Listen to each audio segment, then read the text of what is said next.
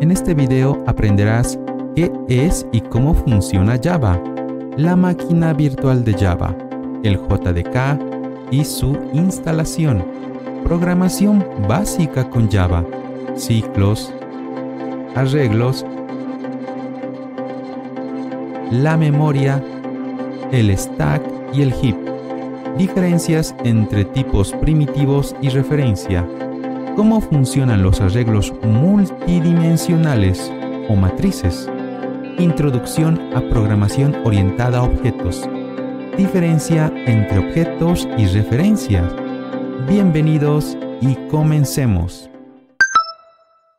Java es un lenguaje orientado a objetos, robusto y portable.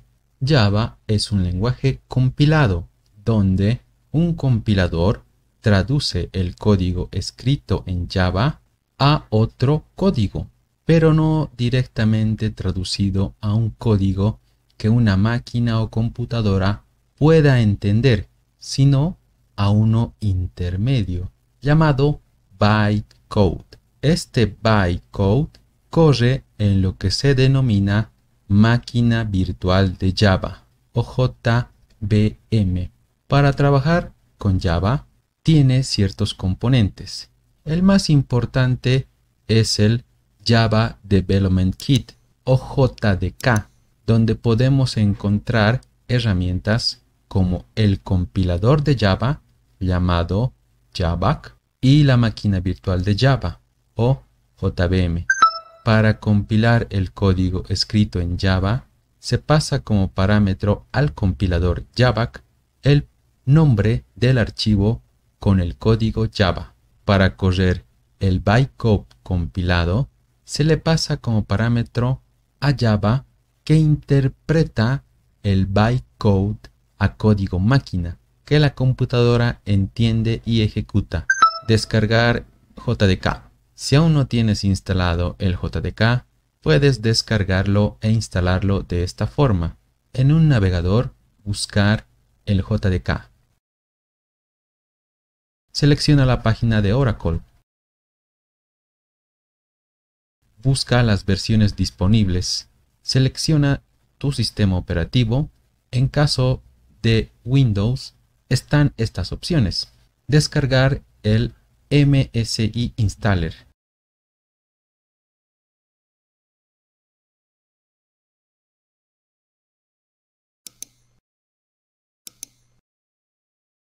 Al terminar la descarga, se ejecuta para empezar la instalación.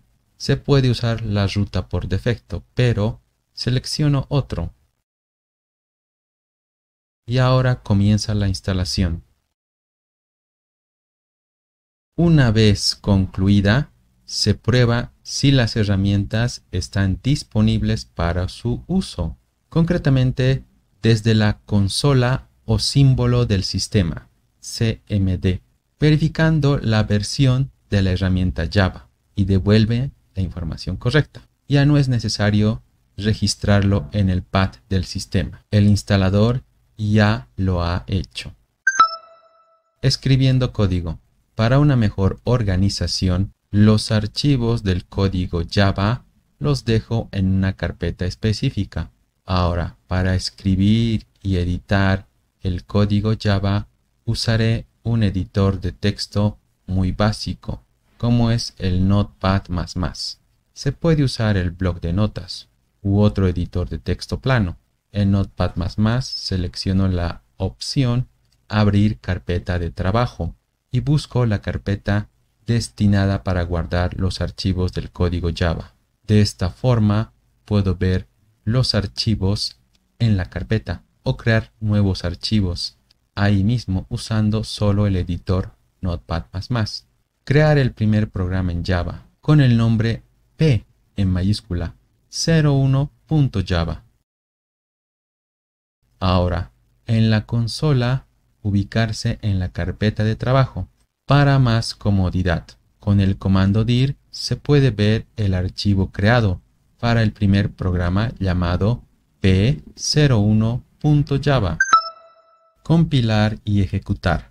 Para compilar un archivo con código Java, se usa el comando javac y se pasa como parámetro el nombre del archivo. No da ningún mensaje de error. Si listamos los archivos en la carpeta de trabajo una vez más, no existe ningún archivo nuevo. Es debido a que el archivo de Java está vacío. No hay ningún código. Estructura del código Java. Se debe definir al menos una clase, usando la palabra reservada del lenguaje Java, class, que en inglés significa clase, seguido por el nombre de la clase. Este puede ser uno que le demos nosotros. En este caso será el mismo nombre que el del archivo Java, P01. Luego, en Java se definen bloques de código que están entre llaves, donde el carácter o símbolo de apertura de llave indica el inicio del bloque y el carácter cierre de llave indica el final del bloque.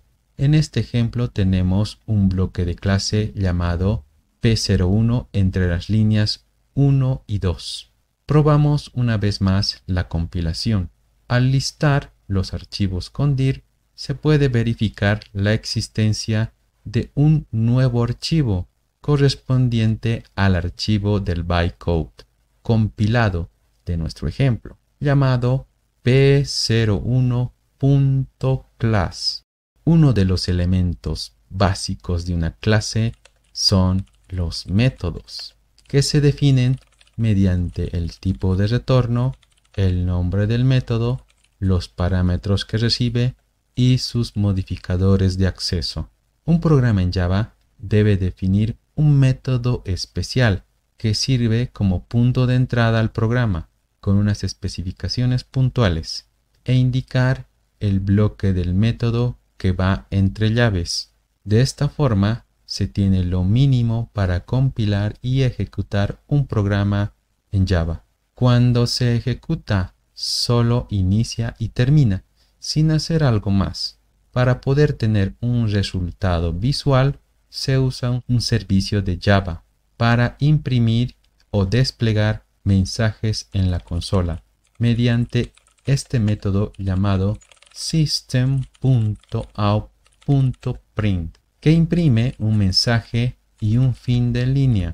Entre paréntesis se pone el mensaje a mostrar, que es un texto o cadena, entre comillas dobles, y se finaliza la sentencia con un punto y coma. System comienza en mayúscula. Se compila y ejecuta, usando un servicio diferente que imprime un mensaje, pero no un fin de línea o ese espacio en blanco.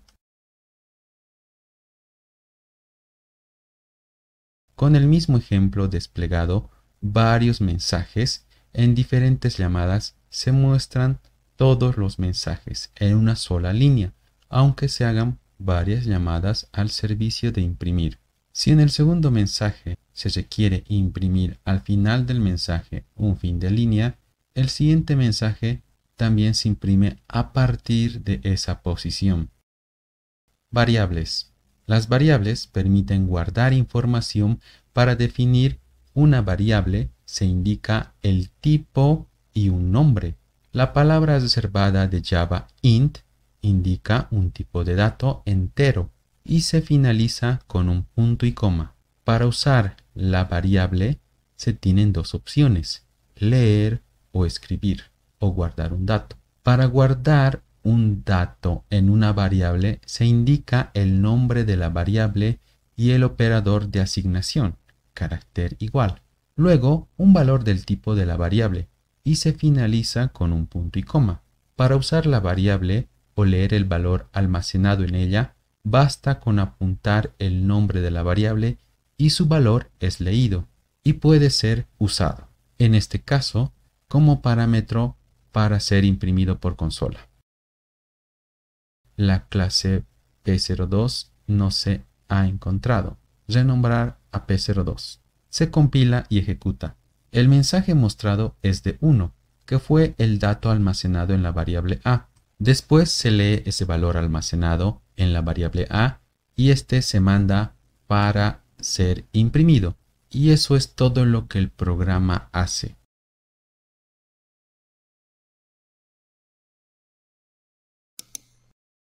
El siguiente ejemplo se va realizando varias operaciones de escritura y lectura de datos en la misma variable.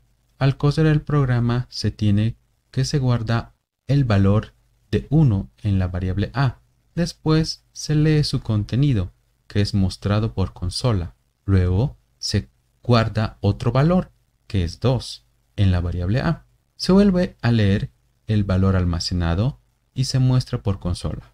Y una vez más, se guarda un nuevo valor, 3. Se lee y se muestra en la consola.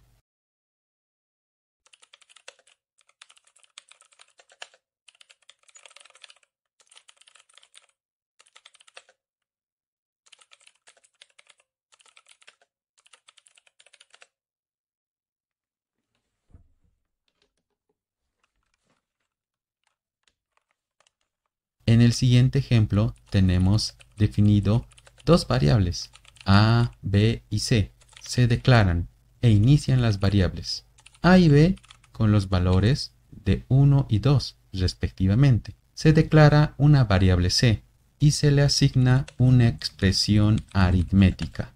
Esta expresión lee el valor de A y el valor de B, que luego se suma usando el operador de suma más. También se usa un nuevo servicio, que es una forma de desplegar mensajes formateados. En el texto o cadena, entre comillas, los lugares donde está el símbolo de porcentaje y el carácter D en minúscula son reemplazados por valores según la posición de los siguientes parámetros. El primero por A, el segundo por B y el tercero por C, quedando el mensaje de esta forma.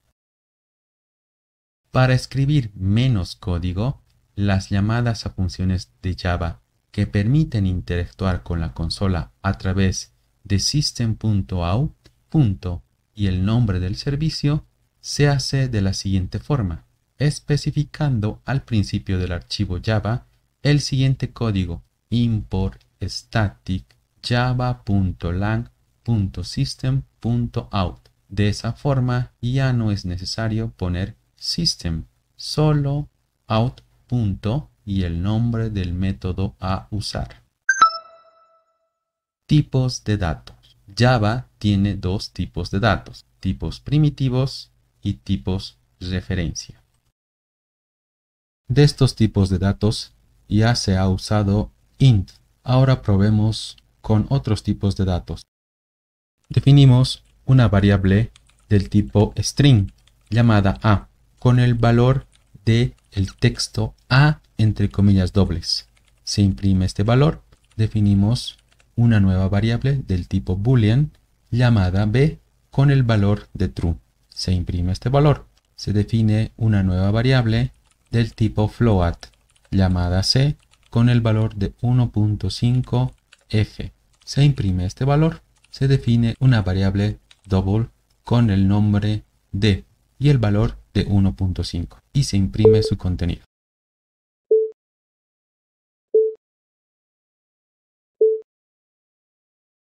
Para este ejemplo, usemos más el tipo de variable boolean a través de los operadores de comparación. En la línea 4 comparamos si el valor de 1 es igual al valor de 1. Esto nos devuelve true. El siguiente, si el valor de 1 es diferente al valor de 1. Esto nos devuelve falso. En la línea 6, si el valor de 1 es mayor a 1, lo que nos da falso. En la línea 7, si 1 es menor a 1, que también nos da falso. Línea 8, si 1 es mayor o igual a 1. Eso es verdadero. Línea 9, si 1 es menor o igual a 1. Verdadero también. Condicionales.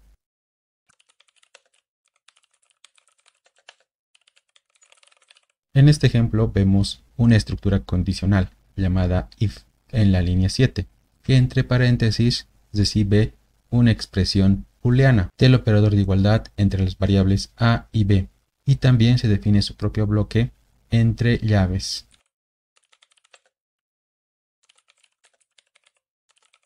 y dentro de este bloque una salida formateada con los valores de A y B.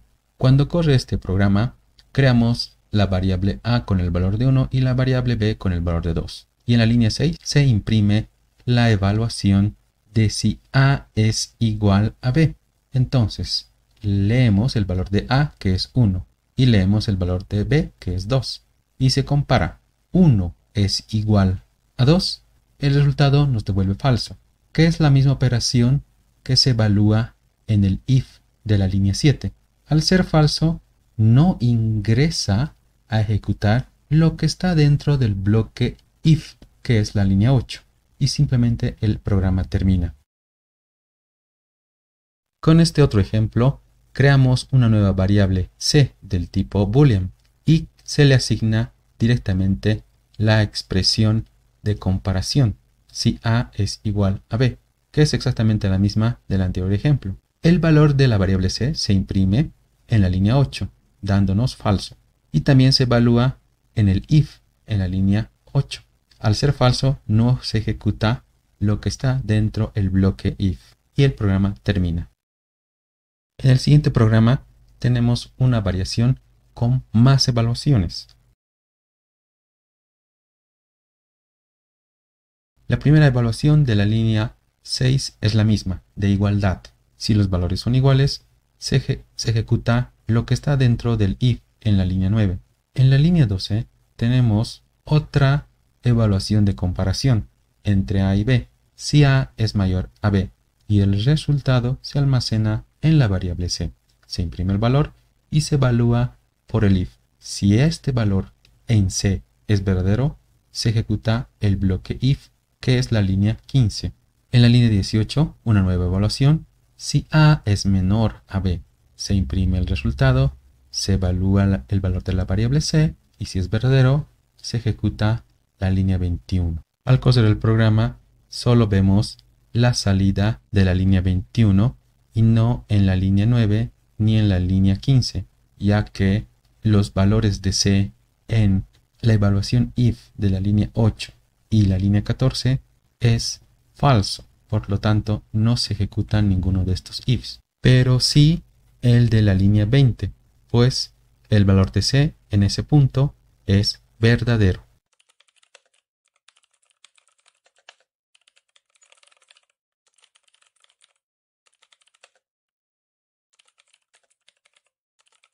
Como parte de las estructuras condicionales, el if tiene un complemento, que es el else, algo así como el si no.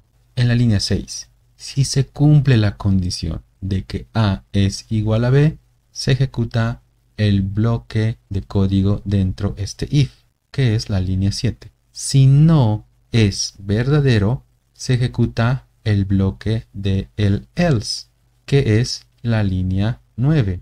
Corriendo el programa, vemos que se ejecuta la línea 7, donde A es igual a B, cambiando el valor inicial de A 1 y corriendo de nuevo el programa, vemos que se ejecuta esta vez el bloque del else. Entonces, vemos que en un bloque completo if-else, solo se toma un camino, o es el del if o el else. Una estructura condicional también puede contar con varios else if, que estarían al medio entre el if y el else. Y por cada else if se evalúa una nueva operación booleana. Y funciona de la siguiente forma. Si la evaluación dentro del if en la línea 6 es falso, entonces se ejecuta una nueva evaluación, la de la línea 8. Si A es mayor a B. Si este también da como resultado falso, se ejecuta el bloque del else en la línea 11.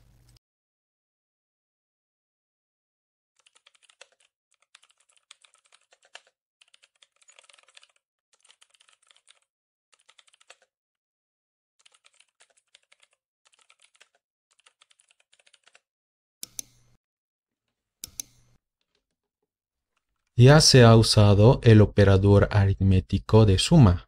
Ahora veamos más operadores aritméticos.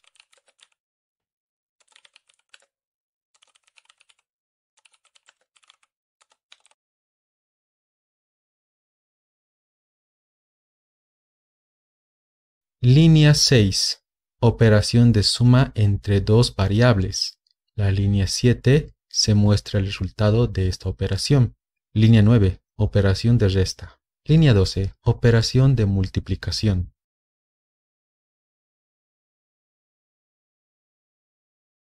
Línea 15. Operación de división. Línea 18. Operación de módulo o residuo de la división.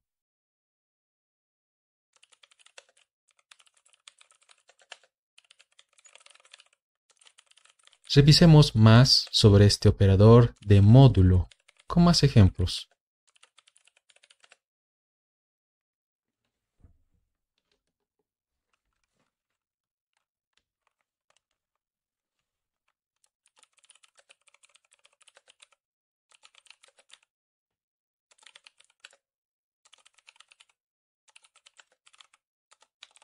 La división de 1 entre 2 es 0, ya que es una división de enteros y no se toma en cuenta los decimales. El módulo de 1 entre 2 es 1, ya que la división de 1 entre 2, su residuo es 1. 4 entre 2 es 2.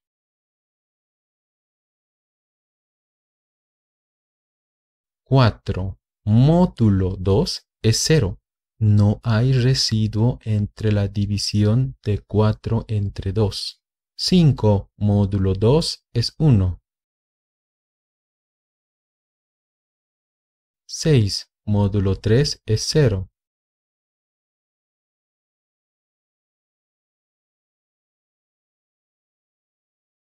6 módulo 10 es 6. 123 módulo 10 es 3.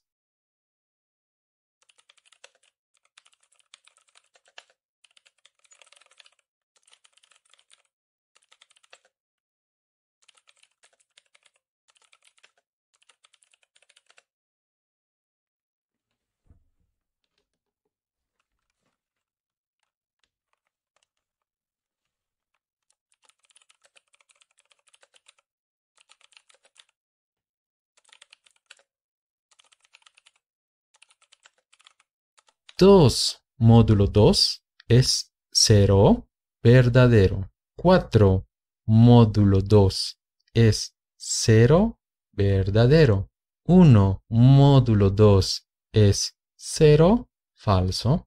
6 módulo 2 es 0, verdadero. 7 módulo 2 es 0, falso. 9 módulo 2 es 0, falso. 3 módulo 2 es 0, falso. Usemos esos resultados en el siguiente ejemplo.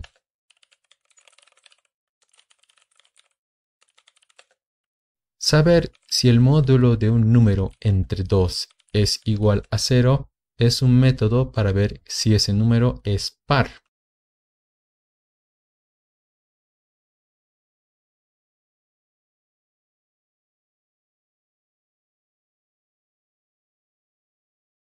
Dos es par. 3 es impar. 50 es par. Como hay tanto código duplicado, se puede llevar la lógica base a un nuevo método. El nuevo método recibe como parámetro un entero llamado a, y desde el método main se llama a este nuevo método varias veces con diferentes valores. 2 es par, 3 es impar, 50 es par, 111 es impar, 1024 es par.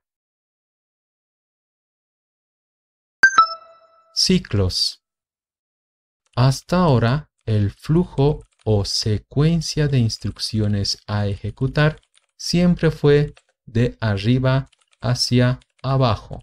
Con las condicionales se podía interrumpir ese flujo saltando alguna instrucción en uno o varios caminos. Con los ciclos se puede ejecutar las mismas instrucciones una o varias veces, y para decidir si se ejecuta o no el ciclo, se evalúa una condición similar al del if. En este ejemplo se usa un ciclo while o mientras, que entre paréntesis recibe una expresión booleana. Aquí la condición es directamente el valor de verdadero. Por lo tanto, mientras se cumpla la condición y ésta no cambia, se ejecuta el ciclo una y otra vez. Y como el programa nunca termina, cerramos el proceso Java desde el Task Manager. También funciona con Control C en la consola. Antes de continuar con ciclos, veamos un operador asociado a estos. Primero teniendo una variable i inicializada en 0. Después tienen una operación aritmética de suma, donde se usa la misma variable i. Y se suma el valor de 1, y el resultado se guarda en la misma variable i. La primera imprime 0, la segunda 1 y la tercera 2.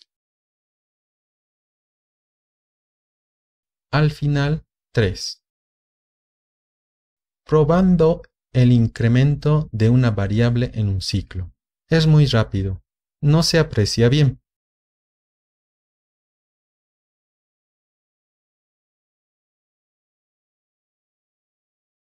Con esta instrucción en la línea 8, espera un segundo antes de continuar con la siguiente instrucción. Ahora se ve el incremento cada segundo.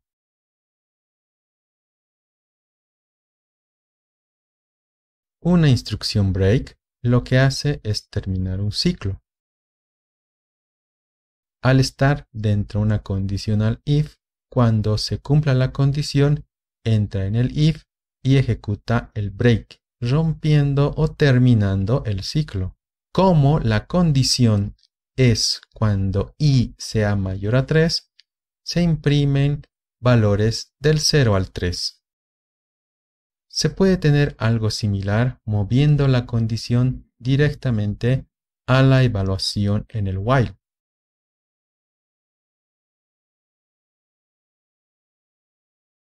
Solo que ahora dice que mientras i sea mayor a 3, y como i comienza en 0, no entra en el while. Cambiando la condición, mientras i sea menor a 3, se imprimen los valores del 0 al 2. La estructura for, usada para trabajar con ciclos, tiene 3 partes: inicialización, control y actualización. La inicialización corre solo la primera vez que se ejecuta el for, y aquí se pueden declarar y actualizar variables. La parte de control espera una expresión booleana para ver si ejecuta el bloque del for.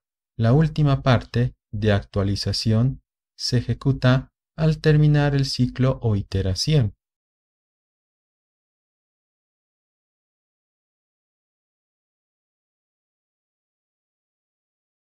Entonces se declara e inicia una variable i. Se evalúa. Si es así, ejecuta la línea 5.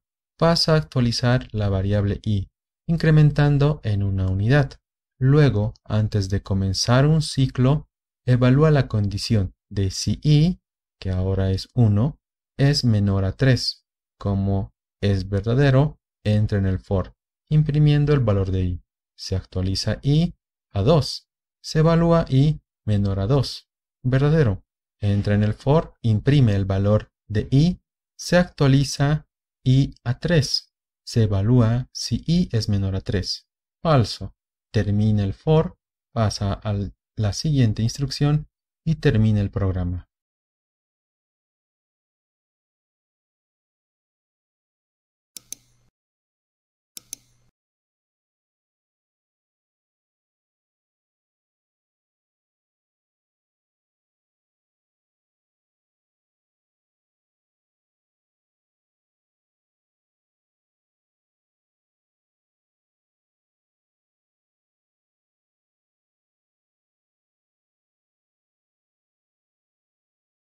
Con base al anterior ejemplo, se cuenta del 0 al 9.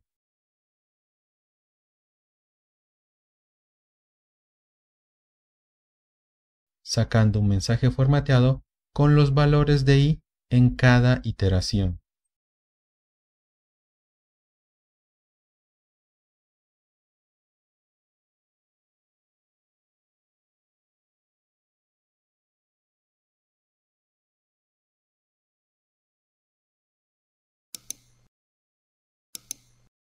Para contar una secuencia diferente, basta con cambiar el incremento.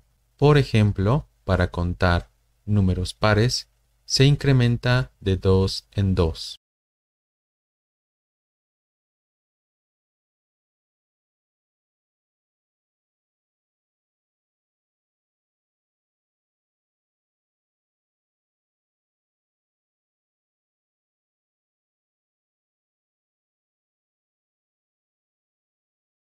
Contar del 0 al 9 sin el 5.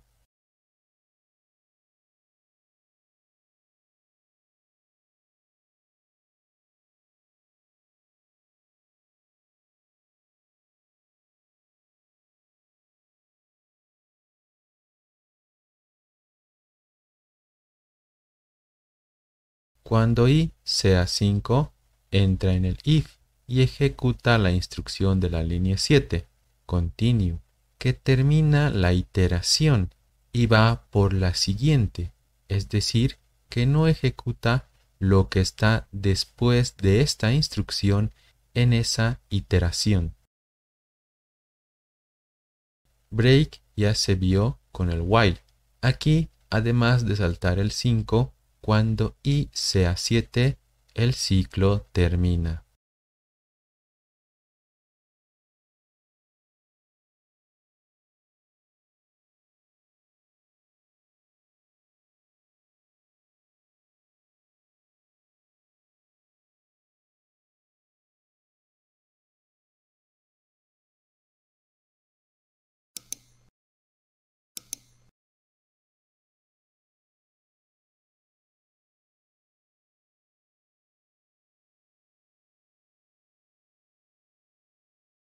Usando el operador de módulo, podemos obtener de esta forma los dígitos de un número entero.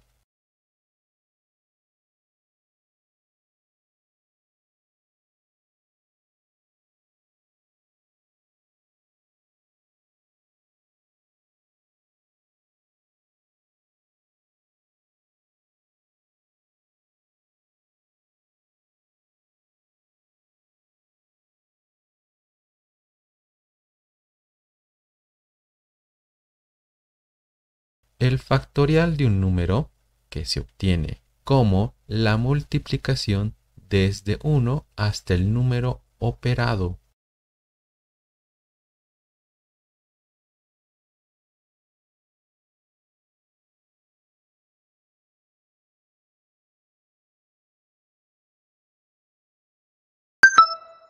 Arreglos.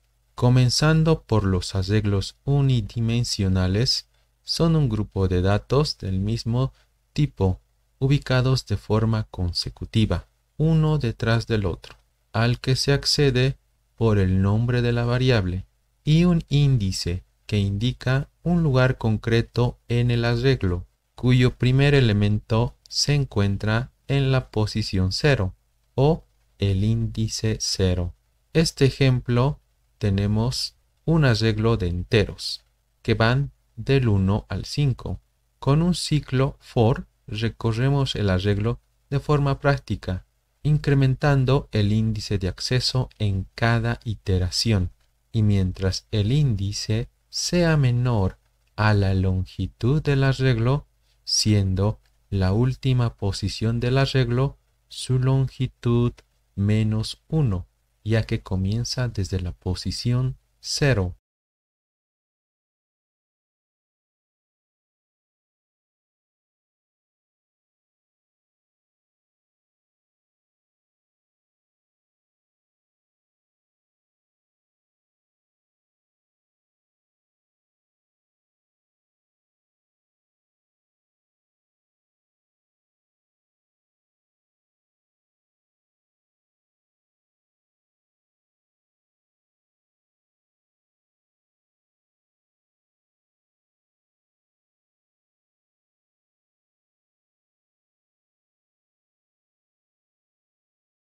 Al crear un arreglo y especificarle el tamaño, los valores por defecto del arreglo son cero.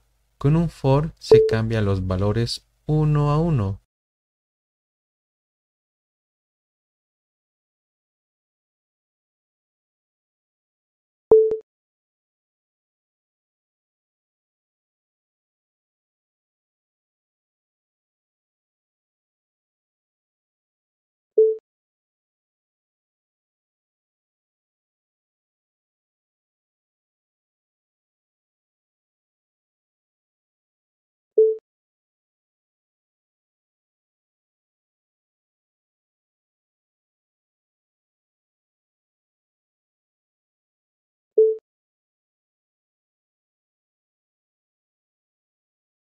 Y con el segundo se muestran estos valores.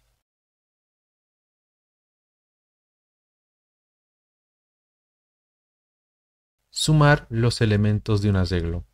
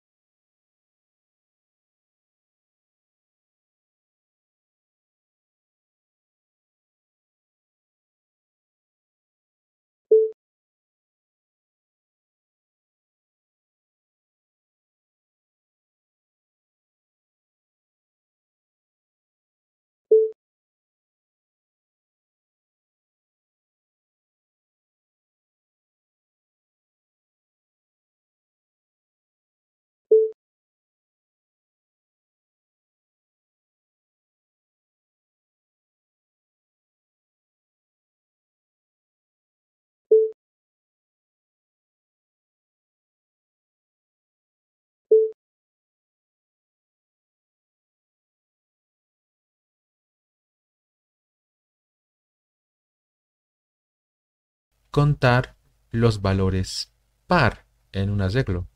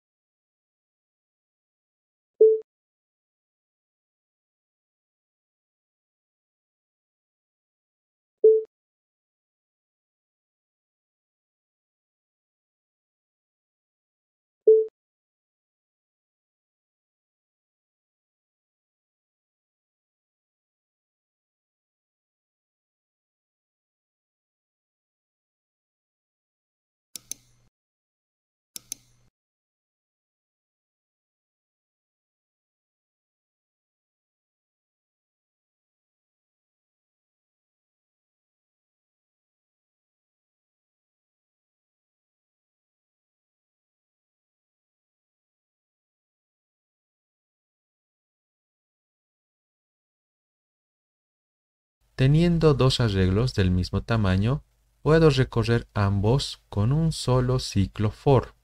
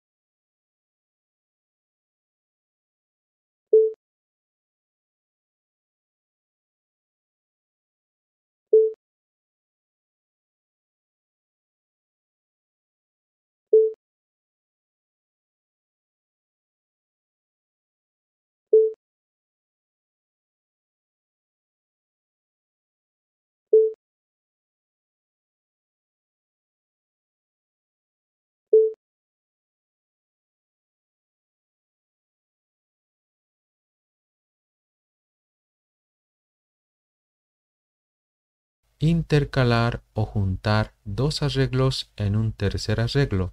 El arreglo A3 se crea en base a las longitudes del arreglo A1 y A2. Con el primer ciclo for se recorren ambos arreglos y se copian sus valores en el arreglo 3.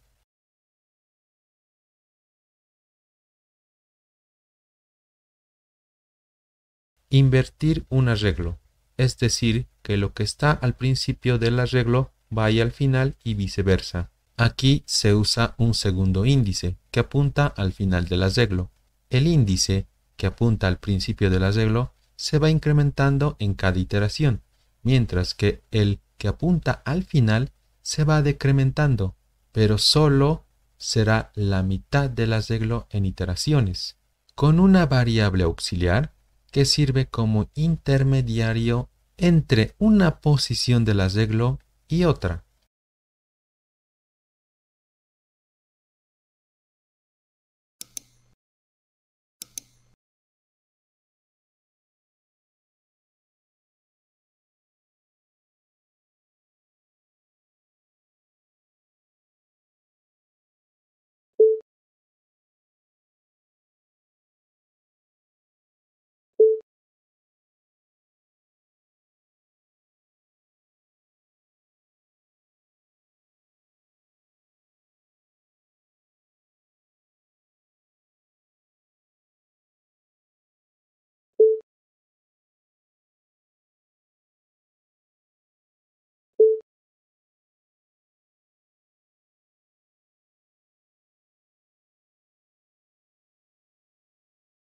Ordenar un arreglo de menor a mayor.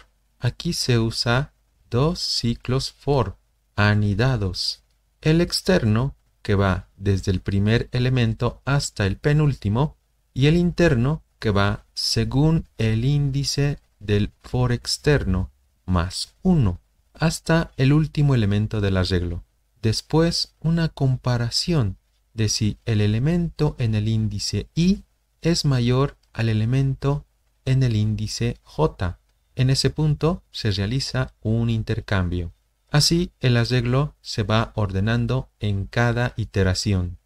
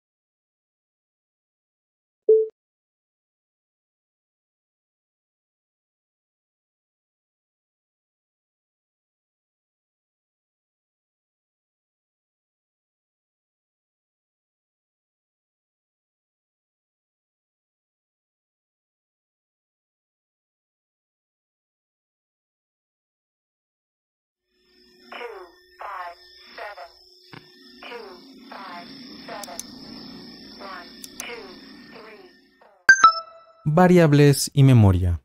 Las computadoras usan un tipo de memoria llamada RAM para poder trabajar. Cada programa que funciona o corre en una computadora es cargada en esa memoria, tanto el código del programa como sus datos. Los datos de un programa vienen a ser las variables que hasta ahora hemos visto. Java maneja la memoria de dos formas especiales. La primera es la pila o el stack. El otro es el heap. En el stack se guardan valores de los datos locales de un método, variables o parámetros, en direcciones continuas de memoria. Cada localidad o posición de memoria puede ser accedida a través de su dirección. Los valores de variables o parámetros de tipos primitivos se almacenan en la pila, donde el nombre de la variable se transforma en una dirección de memoria en la pila. La ventaja de la pila es que está a la mano. Se puede acceder rápidamente. La desventaja es que es limitada. Notar que string no es un tipo primitivo y null significa que no tiene un valor. Es nulo o está vacío.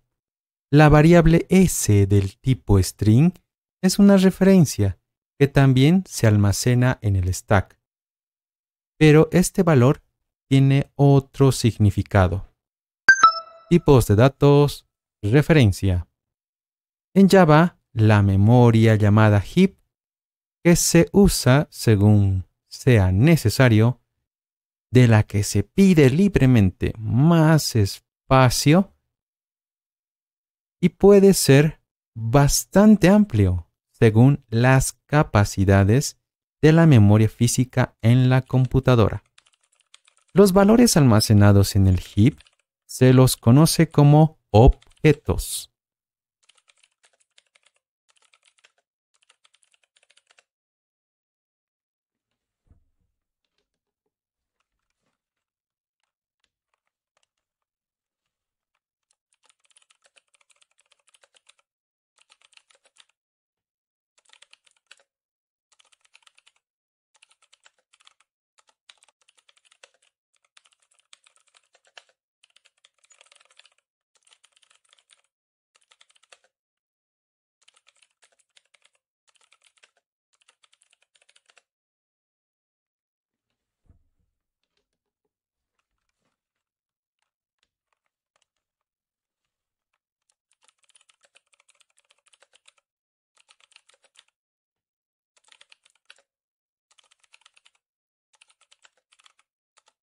En este ejemplo, el valor de la variable i se almacena en el stack. S es del tipo string, pero es una referencia a un objeto string.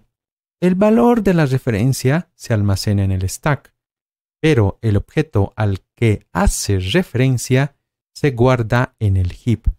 Ese valor de la referencia es como una dirección de memoria, algo más compleja.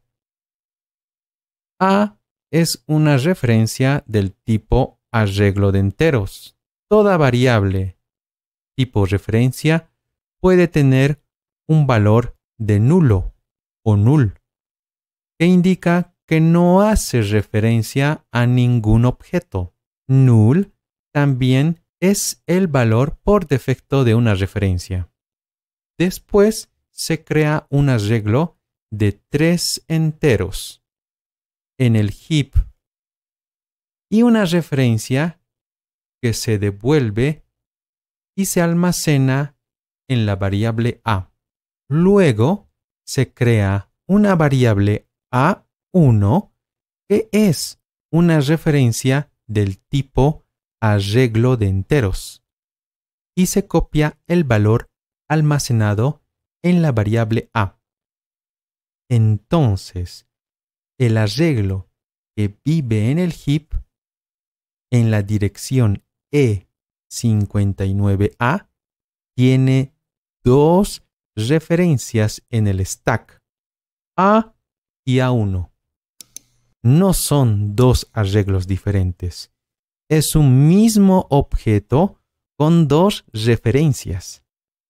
Y así, una tercera referencia al mismo objeto, con la variable A2.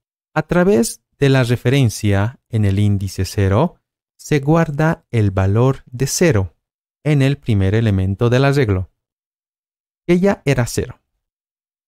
El siguiente, con la referencia A1 en el índice 1, se cambia el segundo elemento del arreglo, con el valor de 1.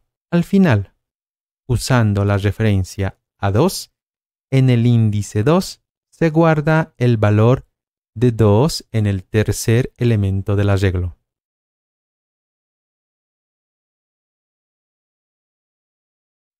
Corriendo el programa se tienen los elementos actualizados del arreglo. Arreglos multidimensionales. En este ejemplo se declara un arreglo de arreglos de enteros, de nombre A1, y se crea un arreglo de dos arreglos de enteros, sin especificar el tamaño de esos arreglos.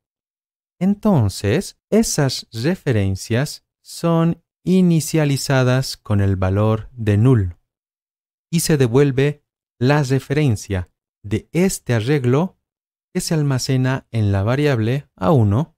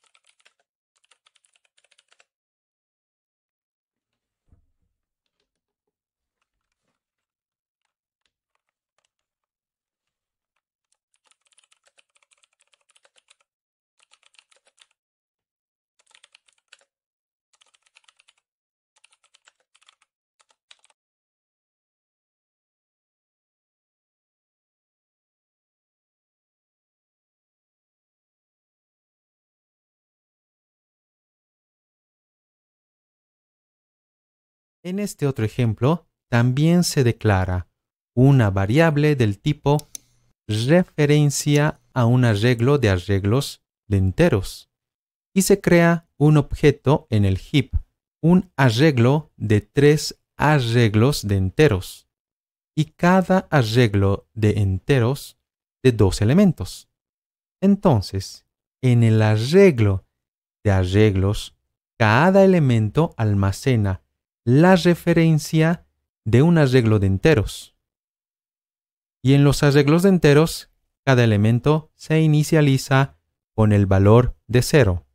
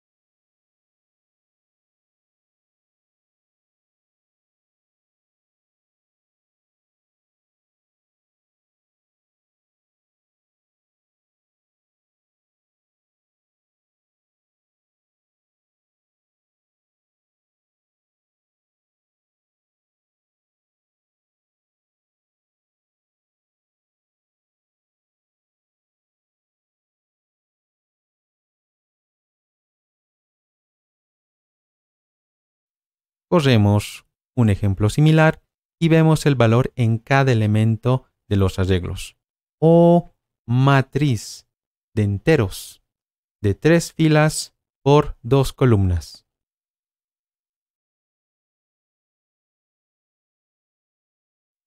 Para este ejemplo, también se tiene una referencia a un arreglo de arreglos y se crea un arreglo con 3 referencias inicializadas en null. Luego se crea un arreglo de longitud 1 y se asigna al primer elemento del arreglo de arreglos a través de la referencia AA y el índice 0. Lo mismo para el segundo y el tercer elemento, con 2 y 3 elementos respectivamente, todos los valores inicializados en 0.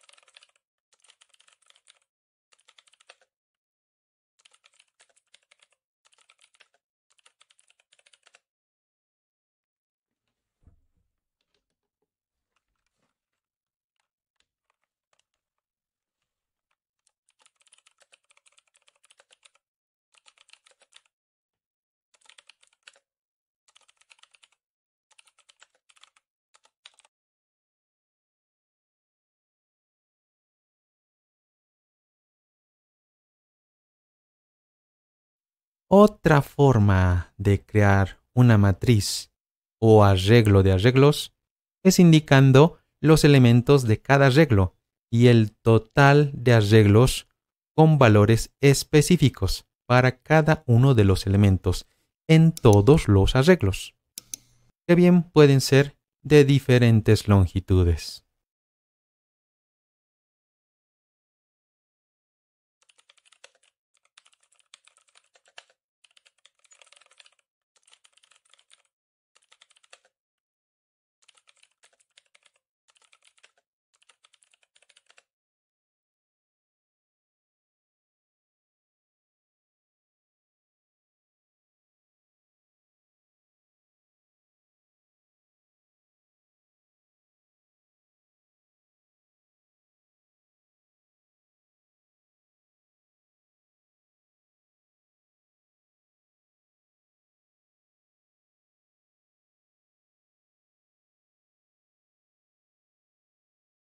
Repasando un poco los ciclos, en este ejemplo se usa un for para imprimir un número de caracteres según las condiciones del ciclo.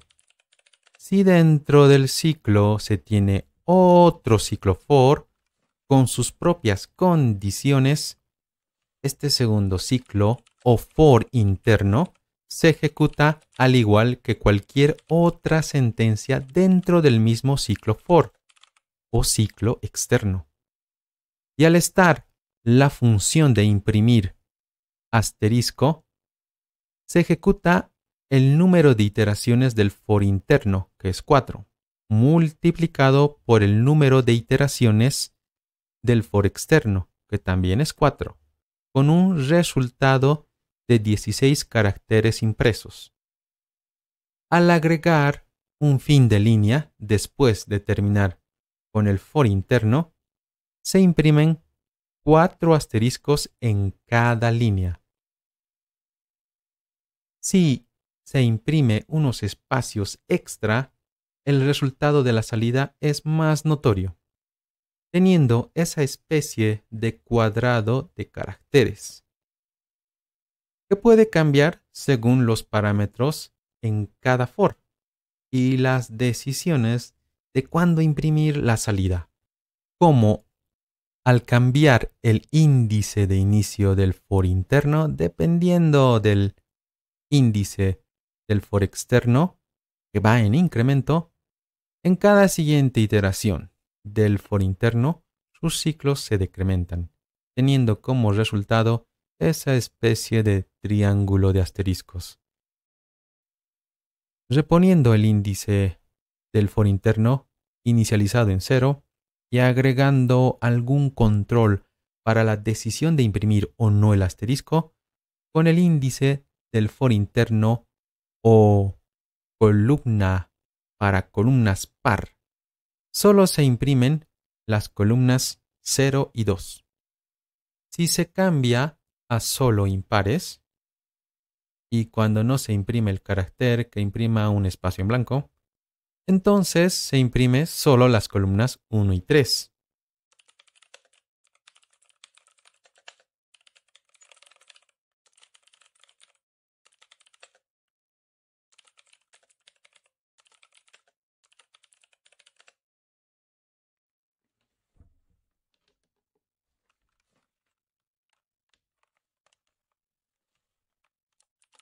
Modificando la condición se pueden obtener otros patrones.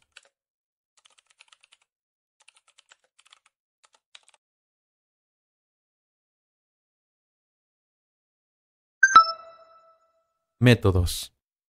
Ya se ha usado métodos. Ahora profundizaremos un poco más. Un método es un conjunto de sentencias de código que se ejecutan cuando el método es llamado o invocado. Y una vez termine la ejecución, se devuelve el flujo de ejecución al punto donde el método fue llamado. El método que más vimos fue el del main. Todo método tiene una firma que indica el tipo de retorno y sus parámetros. Este método es del tipo void, que no retorna ningún valor, pero recibe un parámetro, que es una referencia a un arreglo de cadenas. Para invocarlo, se escribe el nombre y entre paréntesis van los parámetros.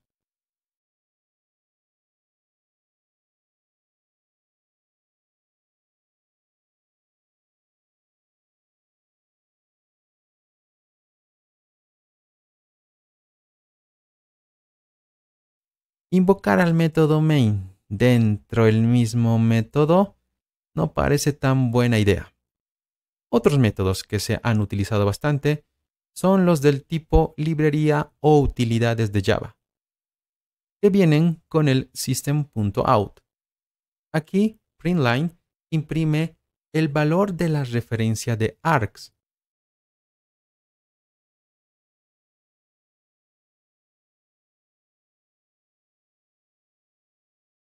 Puedo crear otro método parecido al del main, cambiando su nombre y su firma, que no recibe ningún parámetro y que se queda como un void, que no devuelve nada.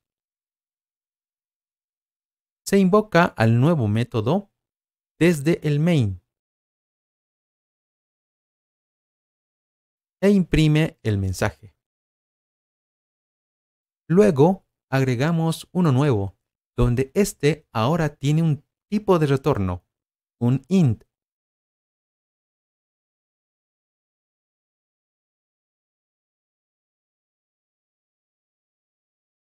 Y la palabra reservada return, que termina la invocación del método, pudiendo devolver algún valor del tipo de retorno del método.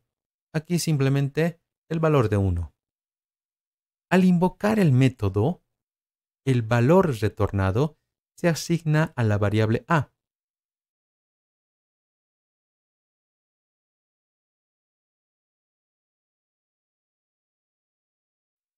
El método puede ser invocado varias veces. El siguiente método también devuelve un entero y recibe como parámetro otro entero de nombre a, que nada tiene que ver con la variable a en la línea 14, aún teniendo el mismo tipo y nombre.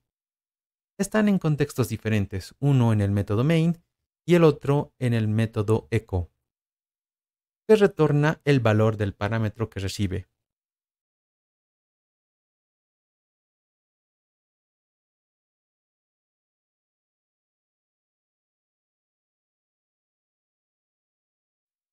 A un método se le puede pasar la salida de otro método, si es que cumple con los tipos esperados como parámetro y como la salida del otro método. En este caso, siendo enteros, funciona bien.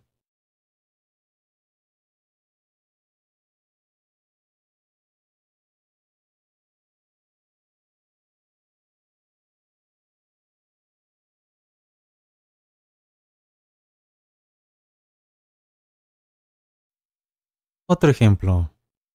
Recibe un entero, lo multiplica por 2 y devuelve ese resultado.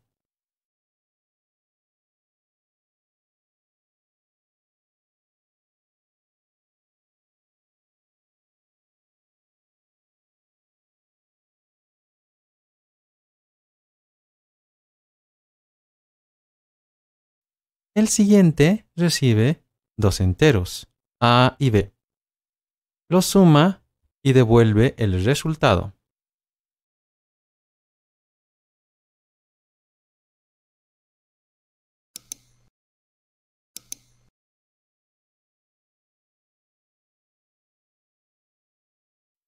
La variable args del método main sirve para recibir datos cuando el programa es inicializado de la siguiente forma.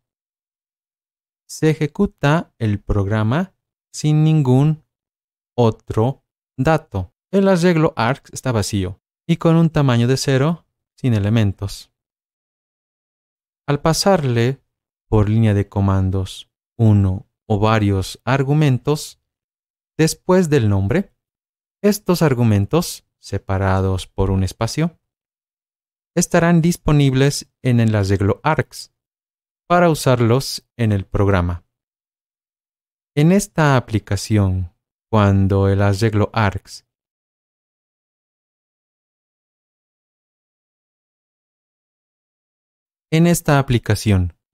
usando el arreglo args para recibir parámetros enviados por el usuario, primero se verifica si al menos existen 3 parámetros.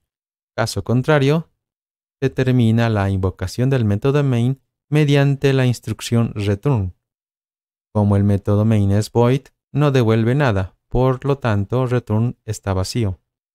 Luego se esperan 3 parámetros. El primero, un entero, el segundo, un operador aritmético, y el tercer, otro entero. Para los enteros, como se trabaja con un arreglo de strings, necesitamos convertirlo a enteros. Para ello, se llama a un método de la clase integer, propia de Java. A su método parseInt, que recibe un string y devuelve un entero. Hacemos la conversión para los argumentos 1 y 3. Con la variable OP manejamos la opción del operador aritmético para decidir qué hacer según el valor de este operador. Para ello, con el uso de otra sentencia de control o decisión de Java muy similar al if-else. En este caso, el switch case, que al recibir ese valor OP, salta, según el caso, si es el carácter más a la línea 15, enviando A y B a un método sum, cuyo resultado se almacena en la variable R. Luego, la instrucción break de la línea 16 termina el switch. Y así, para cada caso. Si es menos, llama al método sub. Si es un asterisco, al método mul. Si es un asterisco, al método mul. Y si es un operador de división, al método div. En la línea 28 imprimimos los valores formateados de A, OP, B y R. Y afuera del método main tenemos la definición de los métodos sum, sub, mul y div. Corriendo el programa, si no se envían los parámetros, este termina, sin más. Luego, pasándole los parámetros adecuados, va realizando las operaciones según los parámetros recibidos.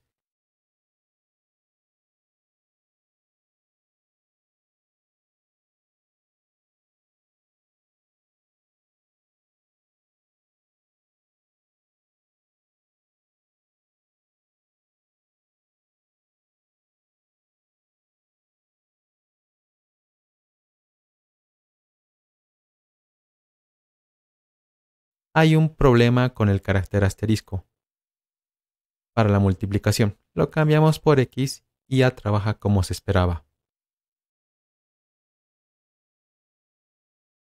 La misma aplicación de calculadora aritmética de dos números, pero estos números ya no son pasados como argumentos de la aplicación, sino que son entrados por consola, mediante el uso de otra utilidad, llamada scanner, y el system.im.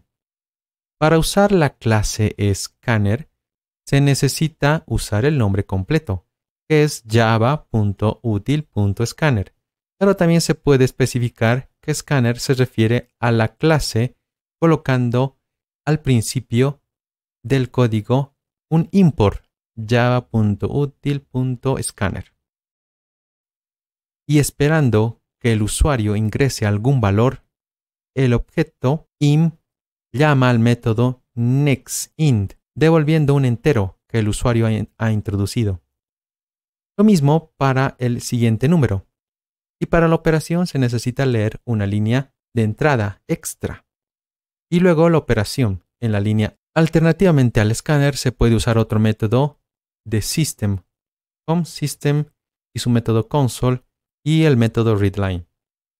El resto de la aplicación es la misma que ya se vio antes.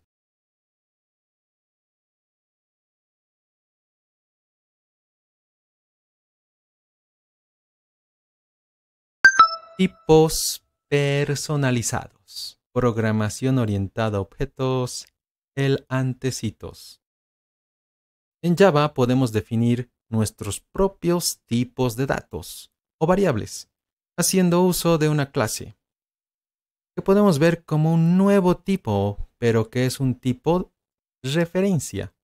Entonces, por ejemplo, en la línea 4 se define una nueva variable del tipo P53, que es solo una referencia almacenada en el stack, y luego se crea un objeto P53 en el heap, que devuelve el valor de su referencia o dirección que se almacena en la variable P. Este objeto guardado en el heap es como si no tuviese nada, pero es algo y es lo que está definido en la clase P53. Las clases entonces son como template o plantillas o moldes y el objeto en la localidad F34C es un ejemplar o una instancia de esa clase. Al imprimir P, se muestra el valor de la referencia, como cualquier otra referencia, una especie de dirección. Ahora, jugando un poco más con la variable P, se encuentra un método llamado getClass, que devuelve la cadena class P53. Al seguir explorando en la variable P, se encuentra otro método llamado toString, que devuelve el mismo valor que el de la variable P, ya que en realidad, cuando se trata de imprimir P, se llama implícitamente a este método. Por eso, tienen el mismo resultado. Pero, ¿de dónde han salido estos métodos? Ya que no están definidos en la clase P53. Bueno, por ahora diremos que toda clase en Java tiene automáticamente estos métodos. Por ejemplo, el toString será algo así como este.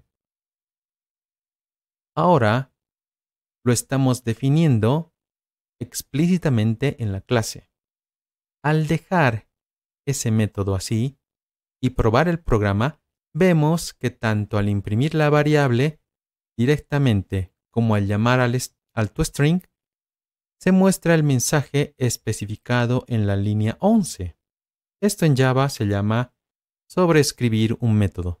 Podemos detallarlo después. Veamos más ejemplos. En Java, una clase, además de tener métodos, también puede tener variables llamados campos, también conocidos como atributos. En la línea 3, la clase P54 define una variable o campo del tipo entero llamado D. Luego, en la línea 5, se define un método void llamado 0 y que no recibe ningún parámetro.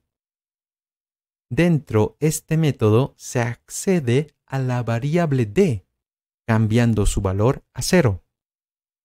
Aquí, tanto la variable d como el método 0 se conocen como miembros de instancia, a diferencia del método main, que también está definido dentro de la clase P54.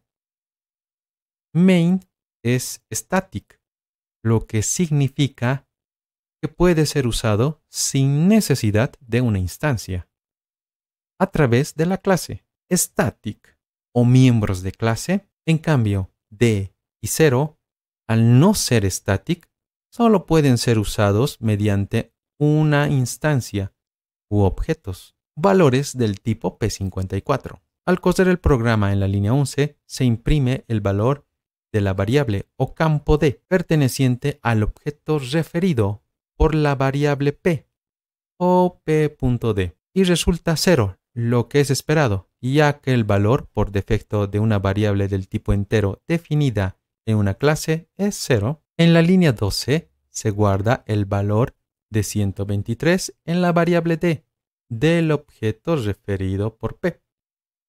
Se imprime ese valor. Luego en la línea 14 se llama al método 0 de la clase P54.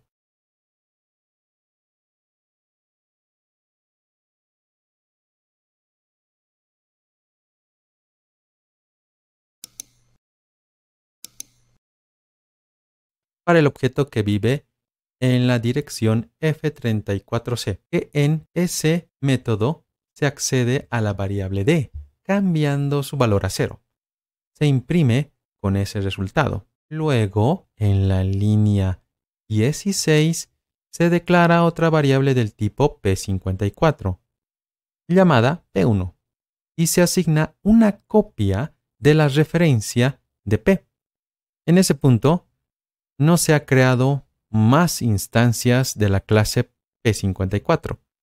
Solo se tiene un objeto P54 que vive en el heap. Pero tiene dos referencias, P y P1.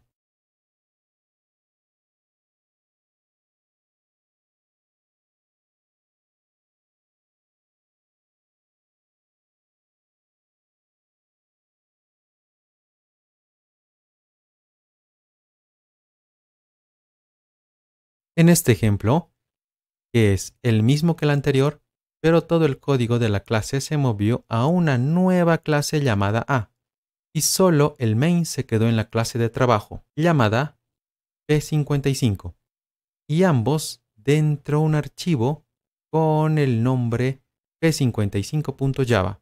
Entonces sí se pueden definir varias clases en un solo archivo .java.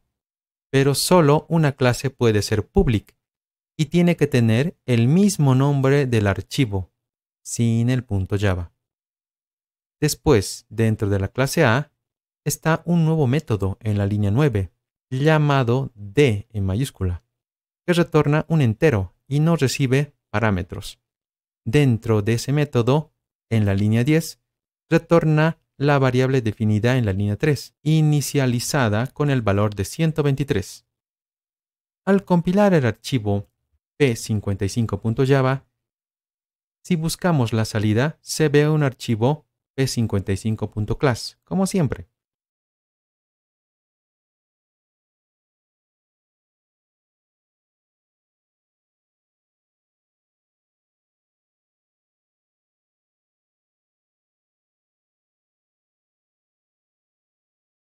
Pero además, también se tiene un archivo a.class, que corresponde a la clase definida en la línea 2 con el nombre de A.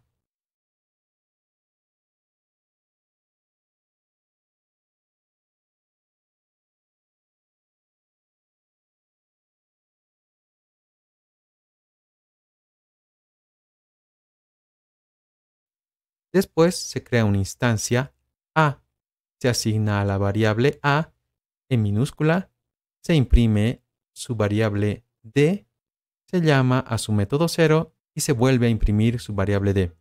Todo muy similar al anterior ejemplo. Ahora necesitamos organizar mejor el código. Para el siguiente ejemplo se crea una carpeta llamada P56 en minúscula.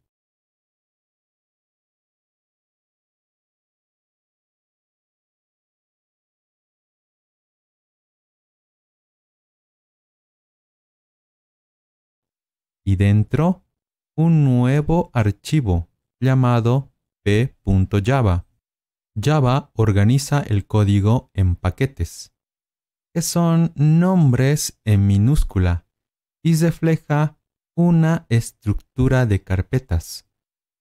Como el archivo p.java está dentro de una carpeta p56, el nombre del paquete en este archivo debe ser el mismo que esa carpeta.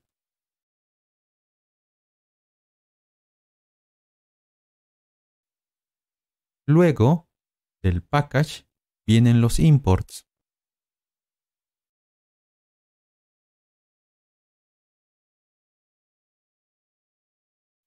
Se compila desde la raíz en el folder src.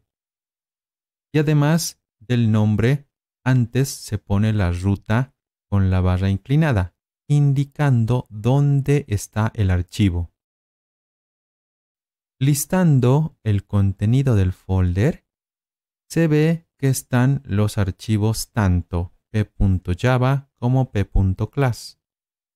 Ahora, para correr el programa, se llama con el nombre del paquete, además del de la clase p, separados por puntos.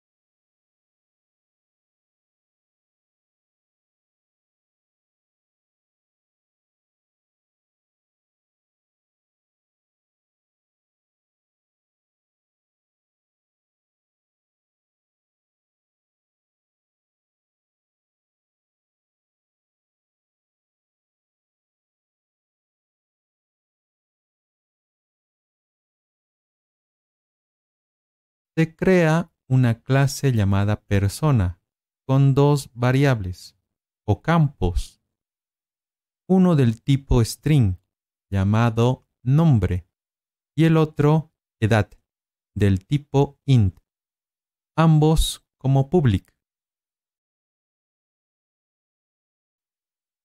Dentro del main se crean dos instancias de persona referidas por las variables Juan y Pedro, y se asignan valores específicos para cada cual en sus variables o campos.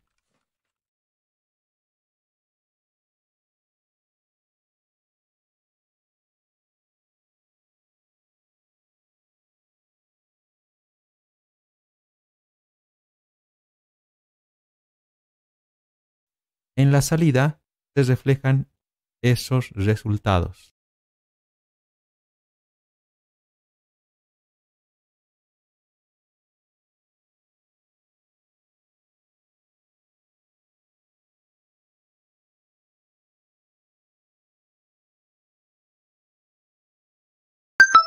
Constructores. En Java, los objetos son construidos. Cuando se usa el operador new, por lo menos un constructor es invocado. Todas las clases tienen constructores, como mínimo uno.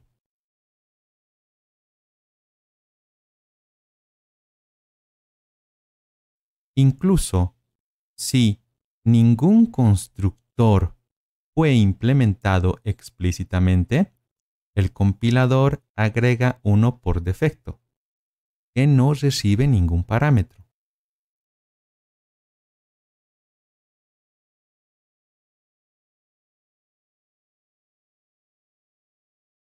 Un constructor es un método que no tiene un tipo de retorno, ni void.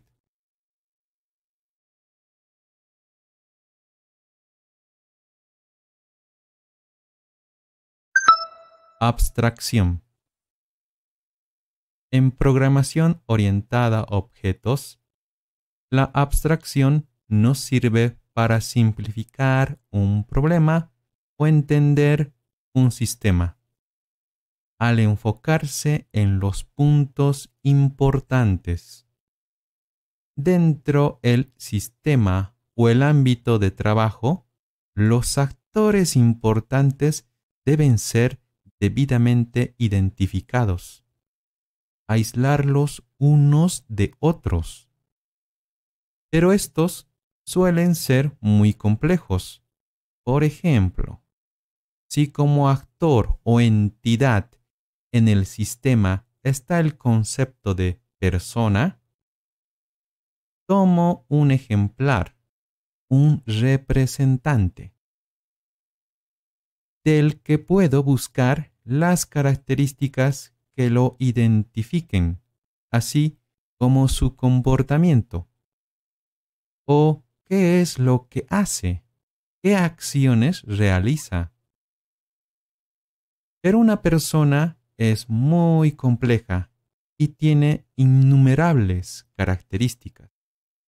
Entonces, dentro de lo que le importa al ámbito de trabajo, se identifican aquellas que son relevantes y que se generalizan para todas las otras personas que actúan en mi obra.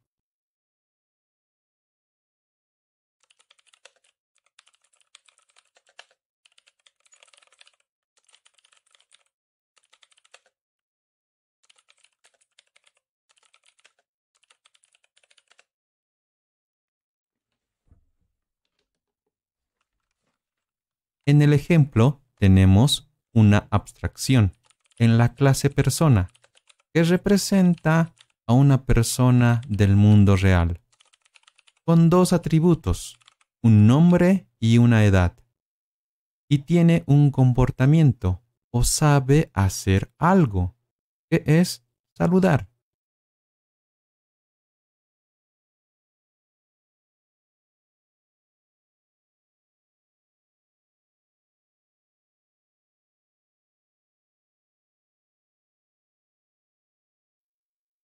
Cada objeto llama a su método saludar y en base a su estado o atributos muestra un mensaje personalizado.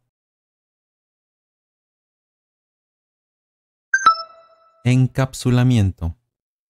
Con el encapsulamiento escondemos los detalles de los objetos que interactúan con otros a través de su comportamiento. Así, se tiene un mayor control al momento de cambiar el estado del objeto o sus atributos. En Java se logra a través de los modificadores de acceso, como public, private, protected y default. Ahora solo veremos public y private. Con public, cada miembro definido en la clase es accesible por cualquiera fuera de ella. Y con private, únicamente la clase a la que pertenece puede tener acceso. En la clase persona, tanto nombre como edad son públicos.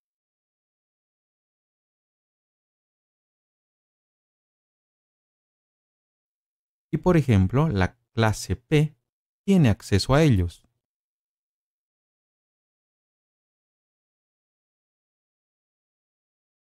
Para encapsular los detalles en persona, cambiamos el modificador de acceso en nombre y edad a private.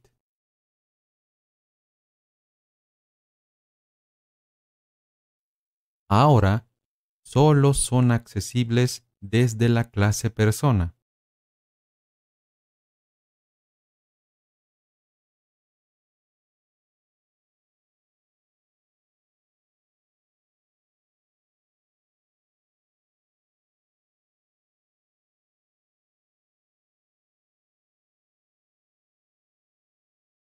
Si se agrega un nuevo atributo, apellido, en la clase persona, actualizando el constructor, así como el comportamiento o el método saludar,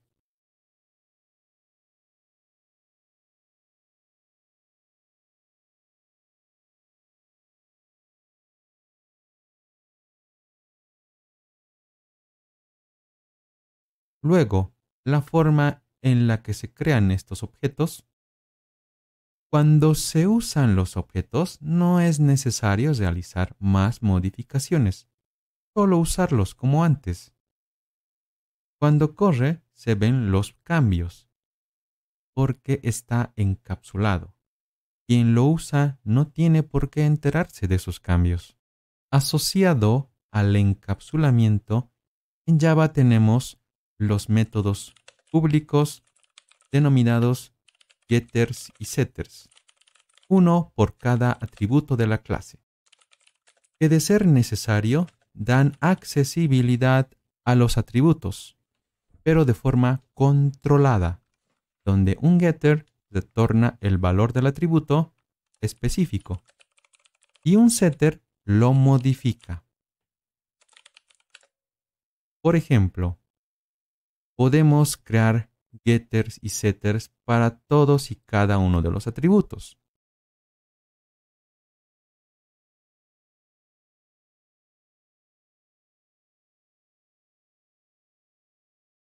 O solo quedarse con aquellos que son de interés. Por decir, no son necesarios para apellido y para edad solo el getter.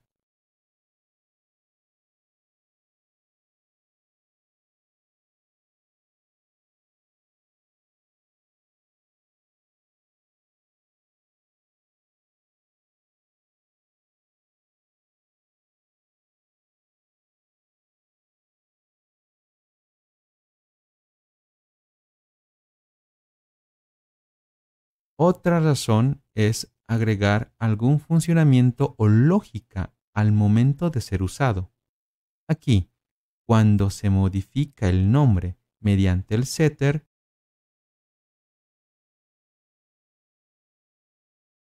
este garantiza que la primera letra del nombre estará en mayúscula.